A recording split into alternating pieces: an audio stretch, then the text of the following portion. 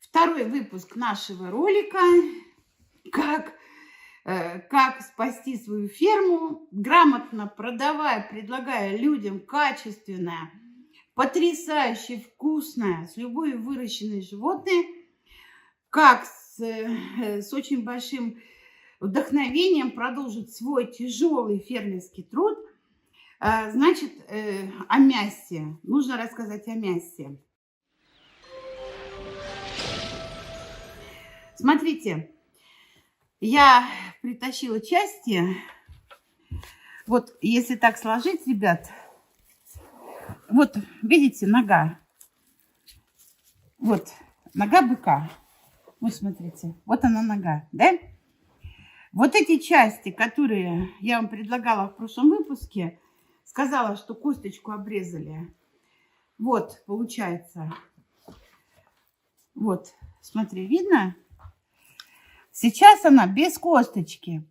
Это я вам доказываю то, что в этих частях мяса, которые я вам предлагаю много-много тушить, и это заменит вам костные бульоны. Вот она нога. Здесь косточка вырезана, чистое мясо, ни за что не переплачиваете, просто чистое мясо. Вот так хутор-метель Спиридонова Подворья делает бульонки свои. Вот представьте, хозяйки, попросите, разделим вот так пилой, потому что мы пилим. Видите, пила какая красивая. Разрежем все пилой и даже в маленькие кастрюльки.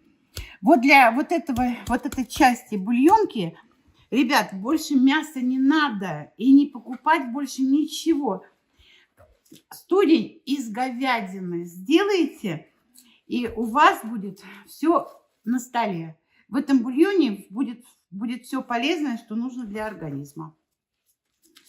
Если вот эту бульонку аккуратненько пилой вот так вот разрезать, то получается тоже можно мясо не покупать, и желе вам вполне достаточно. Переходим к другому лоточку. Смотрите, сейчас я вам предлагаю, вот так вот красиво положу. Называется это говяжья грудинка. Вот это говяжья грудинка. Вот я была маленькая, нам из говяжьей грудинки всегда варили все виды супов. И не знаю почему, но почему-то в 60-х, 70-х, 70-х годах каждая хозяйка знала, из чего варить первое, из чего делать гуляш, из чего делать жаркое. Все знали. Вот Наталья Юрьевна говорит про про бульоны костные. Вот эти хрящи должны быть там. То есть часть должна от грудинки быть кость с вот этой вот. Часть должна быть от скелета. Одну минуточку хочу внести пояснение. Наталья Юрьевна – это врач-эндокринолог. Носит мировое имя. Она мой врач, потому что у меня есть такая форма диабета. И она меня лечит, и поэтому мы с ней родня, можно сказать. Наталья Юрьевна, она у нас питается и просит иногда, чтобы ферма могла ей предложить и ее людям, которых она лечит, натуральное питание. Вот. Я скажу в ролике про баранье мясо, что оно предупреждает диабет. Об этом обязательно тоже скажу. Наталья Юрьевна Арбатская. Вот. Это не реклама. Это позыв такой сердечный. Это хорошие эмоции. Врач-эндокринолог. Работает она в Москве. У нее своя клиника.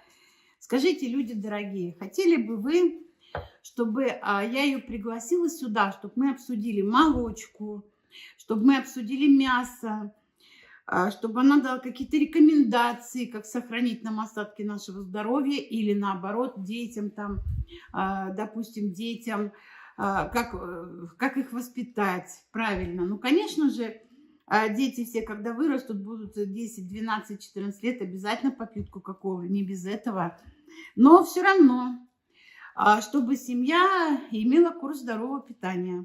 Наталья Юрьевна Арбатская удивительный человек, очень знающий человек, чувствующий природу человеческую. Вообще очень большой, доброе такое облако. Если вы хотите, чтобы я ее пригласила к нам, пожалуйста, напишите мне в комментариях, и я ее приглашу. И мы тогда вместе с ней вас закачаем оптимизмом, бодростью духа, вот, надеждой на все самое хорошее. Ну, в общем, все. Это ребро. Ну, вот так вот мне разделал наш мясник. Но я бы вот этот уже срезала бы на самом деле. Вот, это ребро. А чем отличается от грудинки? Из грудинки надо готовить первое, а ребро можно тушить. Тушить с картофелем, с овощами. Можно варить тоже супчик. Но, тем не менее, это все полезно. Это все очень-очень сытно. И это все позволяет человеку в зимний период времени прожить эту зиму. Ребят, следующие куски – это говяжья шея. Обратите внимание, что говяжью шею мы рубим с косточкой. Вот такая вот кость. Вот такая вот кость. Что бы я делала с говяжьей шеей? Я бы ее запекла. Я бы не стала бороться с вот этими прожилками, которые нужны обязательно. Я бы ее запекла бы в фольге или в бумаге для запекания, или в рукаве. Положила бы туда соль, перец горошком, лаврового листа, еще какой-нибудь заморской травки, и все. Это готовое блюдо. Запекать нужно сначала в пакете, потом открывать, и немножечко обдастся горячим паром, и как бы заглазируется. И очень хорошее, достаточное блюдо. Косточку, когда нет гостей, мы тоже любим так посидеть, о чем-то говорить и поесть эту косточку. Это очень вкусно и как раз поддержит беседу. И ваш, конечно, такой приятный ужин.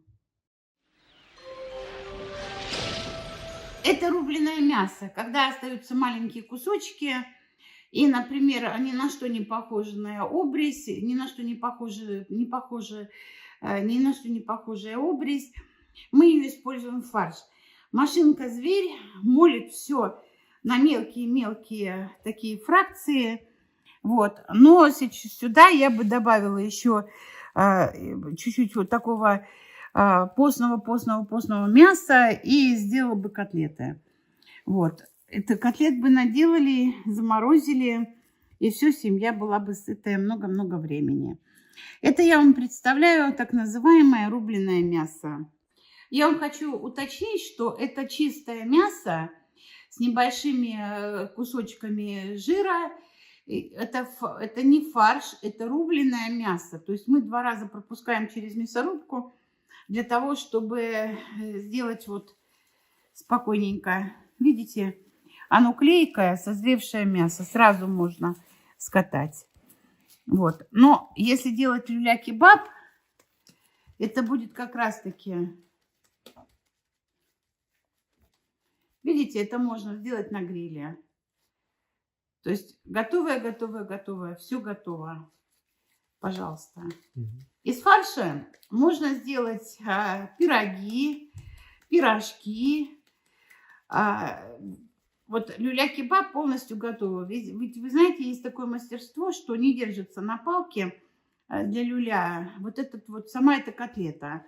Вот. Но она настолько уже сцепилась вся по себе за несколько часов, что она уже клейкая масса, очень хорошая клейкая масса. Можно сюда добавить какого-нибудь другого мяса, например, баранины, чистое, без жира, и уже будет у вас все готово. То есть не надо больше придумывать. Если добавить риску, то можно сделать ежики. Если добавить лук, перчика и соли, можно сделать и в теле, фрикадельки. Вот, и очень будет все сочно, вкусно и полезно. Дорогие друзья, также хочу вам отметить, что мясо и мясные деликатесы – это только маленькая часть, что производит хутор Метель Спиридоново подворье. Те люди, которые хотят питаться правильно, хотят питаться из честных, добрых рук, пожалуйста, переходите на сайт, заказывайте себе продукты питания, пробуйте, пишите отзывы, мы будем вам всегда рады. Кроме мясной продукции у нас есть еще сыры, все виды кисломолочных продуктов, полуфабрикаты, домашние заготовки. У нас есть практически все, что требуется каждой семье. Скоро праздники, может быть, вы захотите что-то подарить друг другу. У нас есть и сыровяленое мясо, у нас очень-очень большой ассортимент. До свидания, всего вам доброго.